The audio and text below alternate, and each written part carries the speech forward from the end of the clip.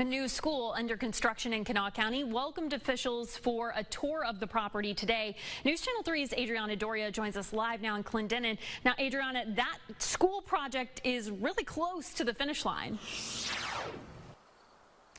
Yes, Sarah, we're here at what's going to become the new Clendenin Elementary School. And like you said, school officials got to tour that building today. Now, it actually is past this hill here. We were not allowed to go any further back because of that construction site.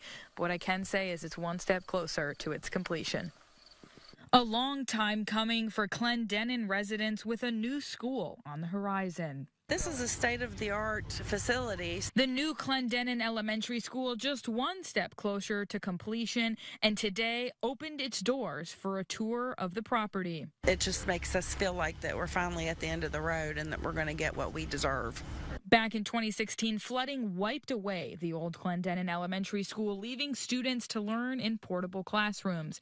And then in 2021, work on the school had to pause due to soil concerns on the property. But nonetheless, the community persisted, and officials say it's an exciting day. It's always good to see the progress that's being made after, it was shut down for a year.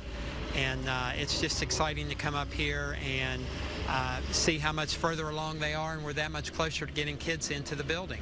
Williams says having an actual building for students to learn in is important, and that safety was a top priority in the creation of the new building. While they're going to have what's called a man trap, you'll have to be buzzed into the building. You won't be able to just walk into the building.